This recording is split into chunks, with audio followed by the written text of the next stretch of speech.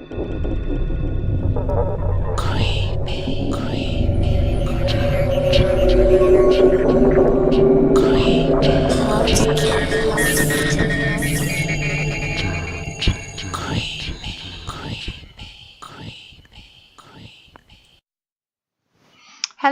and welcome to Dead Creepy Podcast.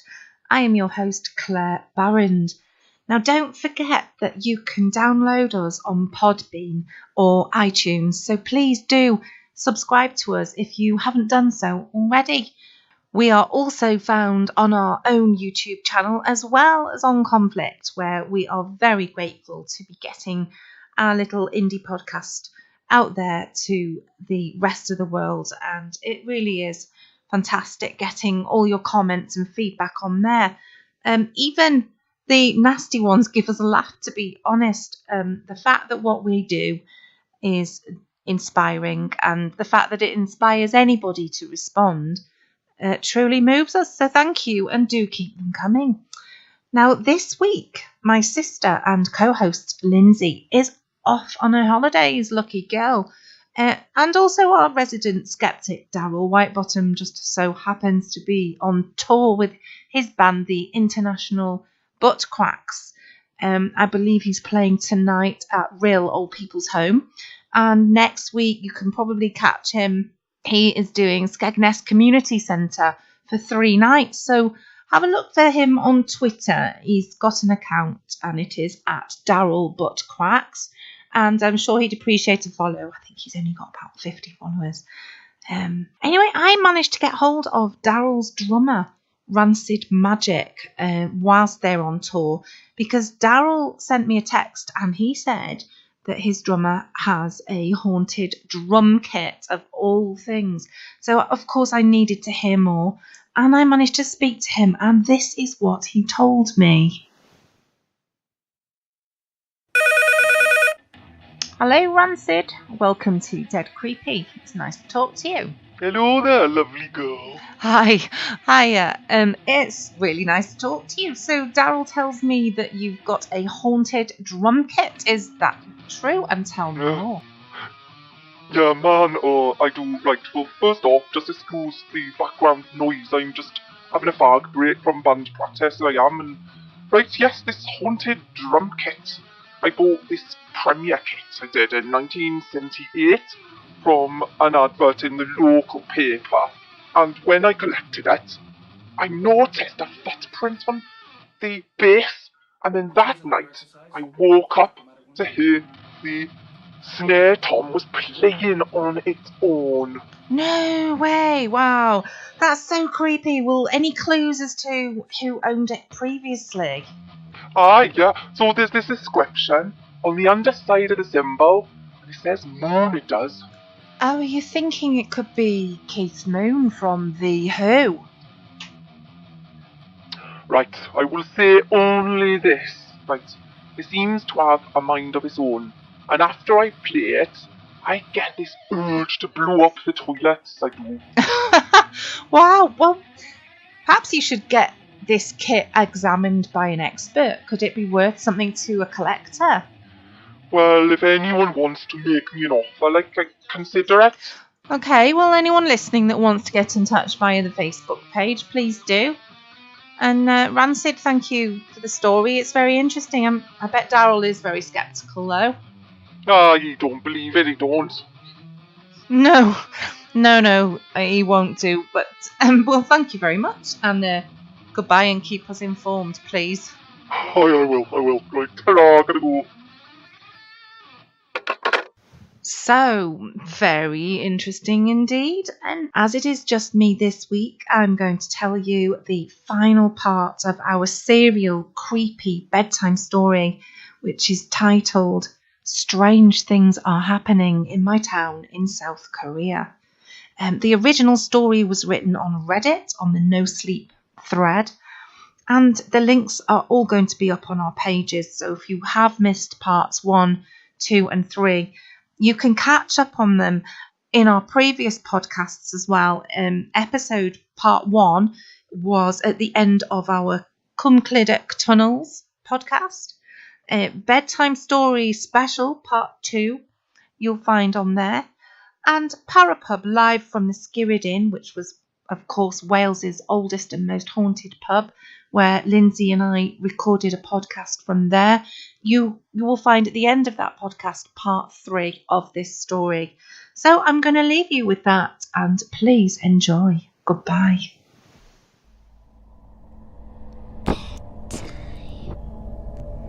Story. Strange things are happening in my town in South Korea. Part 4. Sora. I've been dating a girl from Sojong-ri for the past 6 weeks or so. We'll call her Sora.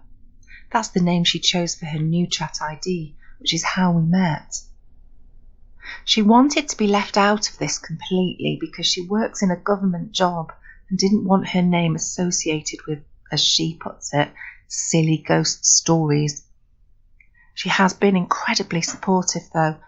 She did try to translate what the guy on the street was yelling at me when I called her afterwards, but due to my pronunciation, she hasn't really been able to figure it out. The best she can figure is the word hide, which seems to make sense given what Cal told me about the so-called thunder. After reading my last post, Sora told me that she'd had a change of heart. She'd been noticing weird things for a long time, but didn't want to embarrass herself or even risk her job by bringing it up. She started investigating and she wanted to contribute her findings, so as long as I keep her name out of it. She posts onto message boards frequently and thought that people might be more forthcoming to someone who also speaks the language. She also pointed out something that I missed at first. You see, if things are really disappearing from around the province, could things not also be appearing as well? She posted a thread to a message board asking if people had seen anything out of the ordinary, something that looked like it didn't belong there. She translated the responses that she received into English and sent them to me the other day, so I'm going to post a few of them here. A guy who works at Everland was taking the train home when he suddenly noticed a soldier on the train who he hadn't realised was there before. Seeing members of the military is fairly common in Korea, mandatory conscription laws and such, but they're usually just young guys in their early 20s serving out their mandatory 2 years so that they can get out and get on with their lives. The poster described this soldier as gaunt, thin, and like he hadn't slept in months. He had a massive scar on his neck and he was missing 2 fingers on his left hand. The soldier looked round for a minute before standing up and suddenly rushing through the door towards the front of the train. Someone wrote that a few years previous there had been a fire in Wonju and a family had lost their home. The family was fortunately unharmed and ended up moving across town, and the remains of the building were demolished. The lot was still vacant, but a few months ago a bunch of furniture had appeared in the area where the living room had been. The townspeople thought it was someone playing an odd prank, but the furniture was all fairly new and nobody has taken credit. A man from Seoul wrote that he saw a group of strange-looking monks standing around the statue of King Sejong outside of Jaeongson Palace in the north end of the city. They were dressed in strange colours not typical of any temple he had ever seen, and their skin was extraordinarily pale. They seemed to be humming a low melody that he could only hear up close. The monks quickly shuffled away a few minutes later. A police officer wrote that he had been called out to investigate a large animal rooting through some garbage bins in Incheon. He thought it was a prank, Wildlife is practically unheard of in the cities in Korea, apart from the odd stray dog or cat. When he got there, the animal was nowhere to be seen, but something had torn up dozens of trash bags and clawed a couple of massive lines into someone's car. A student wrote that she and her friends had stayed at a beach resort in Taiwan during a break from school. She said that she wasn't sure if this is related, but she and her boyfriend were up late drinking one night, looking out over the western coast. She said the moon was particularly bright, and crossing the bay in the distance, they could see the shadows of dozens and dozens of ships moving north. They asked her out, but no one could explain why so many ships would be heading in the same direction that late at night. A lady found an overcoat hanging on a hook in her apartment. She had no idea where it had come from. Her husband had never worn it, and it was far too large for her children. When she picked it up to ask them about it, she noticed that it was oddly colder than everything else in the room. There were a few others, but aside from these, they were fairly mundane. Sora told me that she has also started sending out messages on New Chat because the whole thing has just become a little too strange. People seem to be more forthcoming with another local, so I'm immensely grateful for this help, and hopefully I'll have a little more to post up next time. In the meantime, I'm going to be staying with Sora for a while, since she lives fairly close to Pyeongtaek. Honestly, being in my apartment alone right now is starting to freak me out. Thanks for reading, and be careful out there.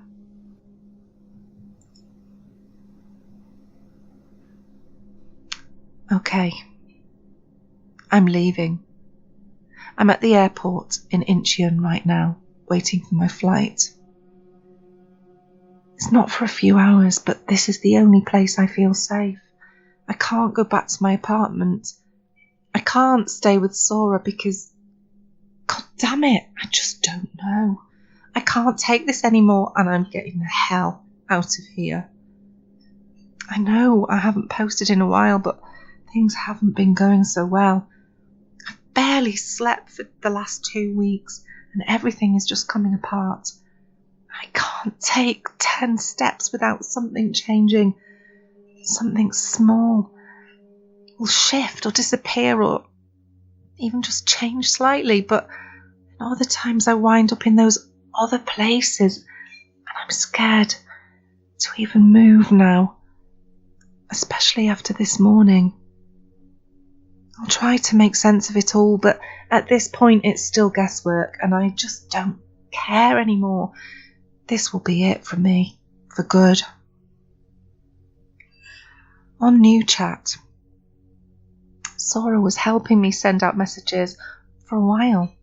She messaged people through my profile, but she'd ask them questions in Korean and translate it back for me. There were quite a few, but I'll just post the most relevant examples of each category.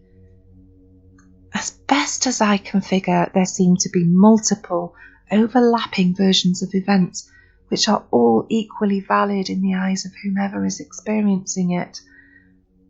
The first two seem to coincide with things that Cal and I have already seen, but the last one didn't make any sense at all to me. At least not until today.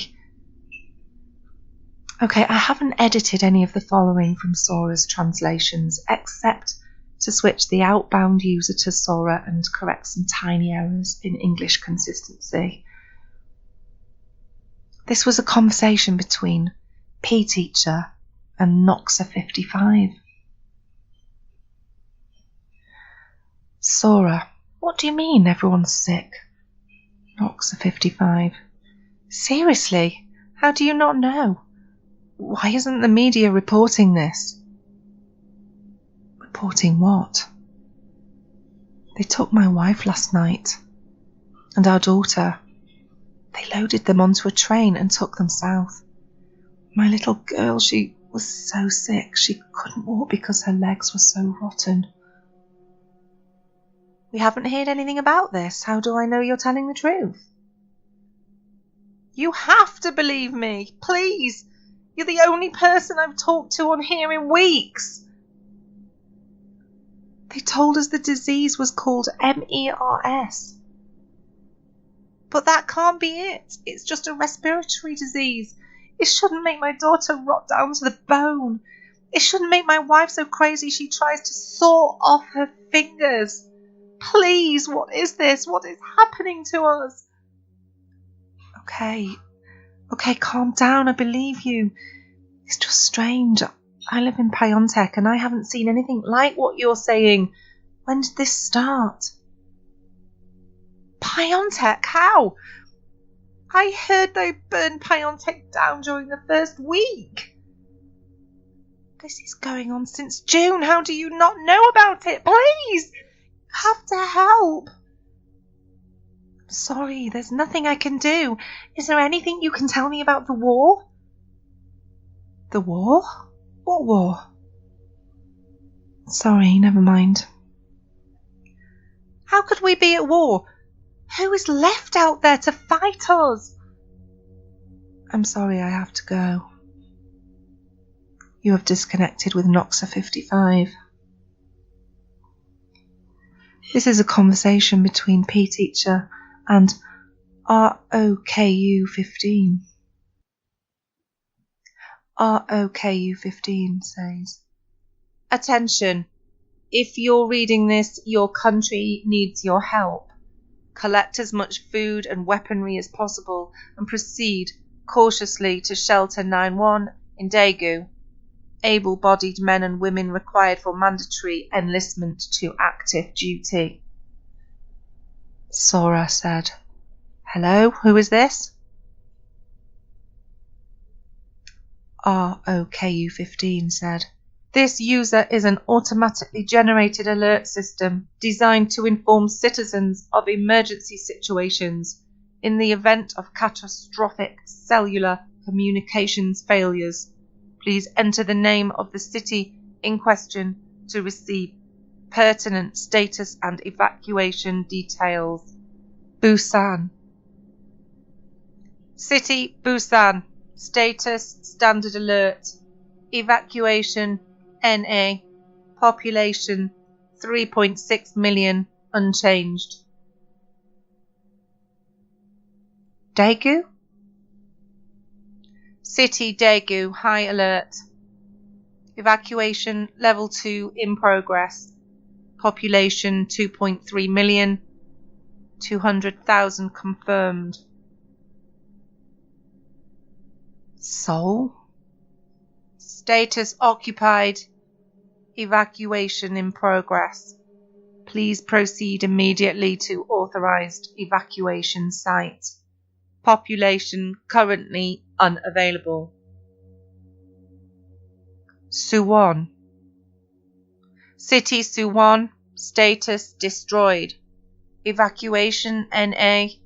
Population NA 8,076 confirmed. Piontek. City Piontek. Status occupied. Evacuation no longer optional. Population NA 300,090 confirmed. You have disconnected with ROKU 15. ROKU 15. The next is the last relevant chat log Sora sent to me. As I said, I didn't know what to make of this until recently. I wish I'd kept Sora out of this completely now, but there's nothing I can do anymore. Conversation between P-Teacher and Mira. Sora. Hello, how are you? Mira. Hi. Wow, your Korean is very good for a foreigner. Sora. I'm actually local. I'm just using my boyfriend's profile right now. Can I ask you some questions? Oh, you have a boyfriend. That's great. Is he foreign? Yes, he's Canadian actually. Is it all right if I ask you some things? A Canadian, he's going to love it here. It's so nice here. Yes, he seems to be liking it so far.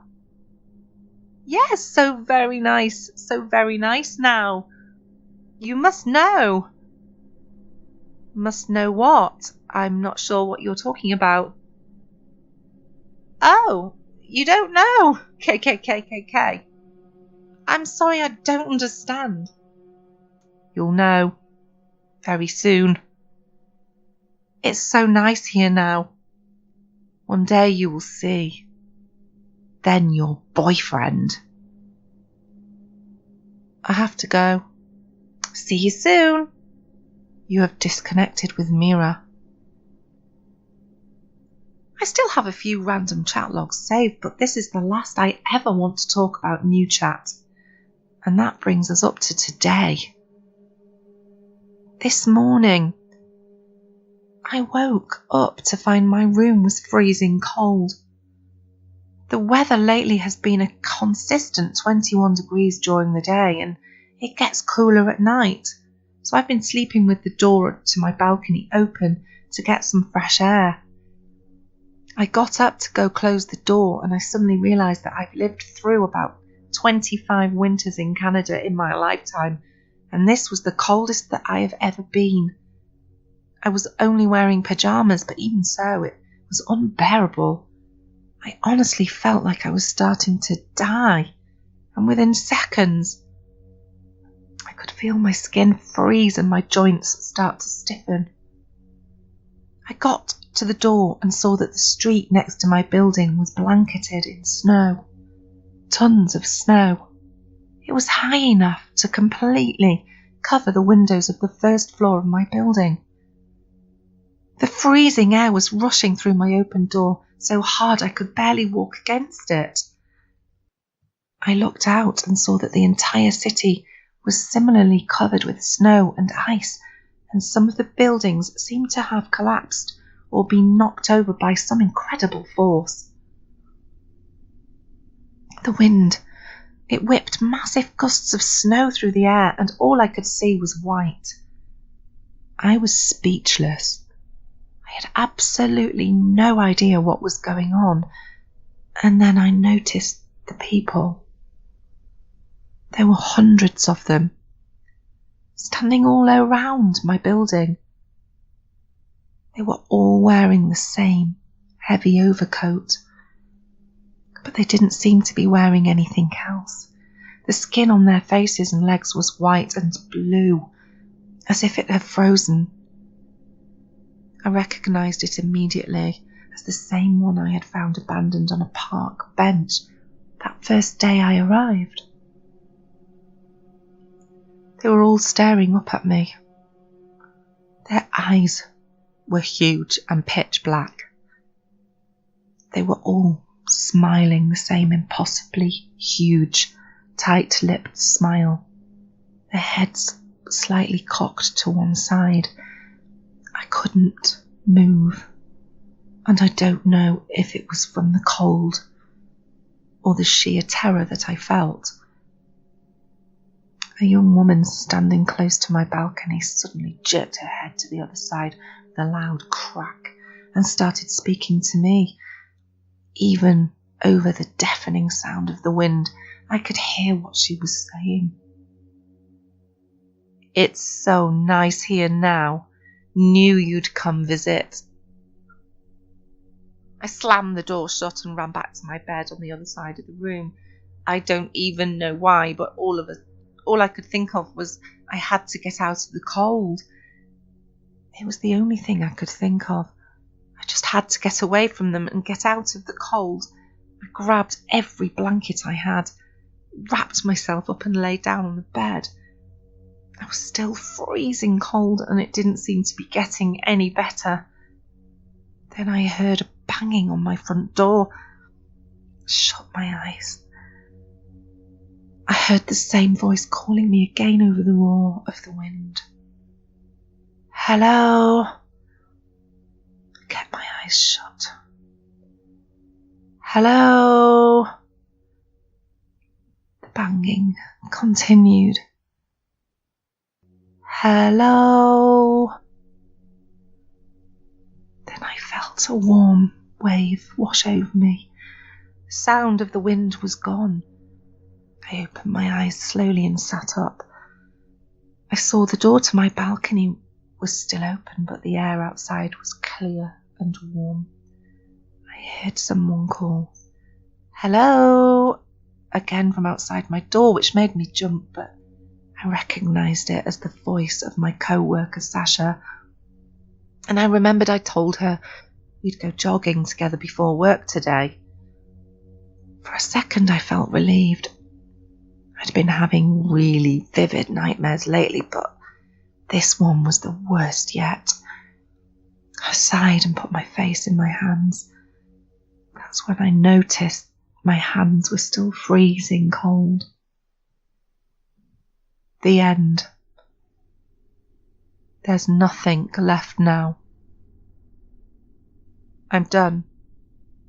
I don't care about the mystery or anyone or anything else. I'm going home. And I'm just going to wait and see what happens, I guess. I hope everyone will be okay, but I can't stay here. I can't because... Sora, you're leaving? You can't leave. Me. I have to. I can't stay here, Sora. I'm either crazy or we're all in serious danger, but either way, I have to go. Please don't do this. Just come over. We can talk about this. I can't. I'm sorry, I can't leave the airport. Just come over, please. We can talk about this. You know how much I care about you. I promise you everything will be okay. I know you do. I care about you too. I just need some time to... I don't know, but I have to leave, at least for now. Just promise me you'll come visit sometime. I'll try, but I don't know if I can promise that. Don't worry, I know you'll visit. It's so nice here. Wait. It's so nice here. No, fuck, no. It's so nice here. I'm so sorry.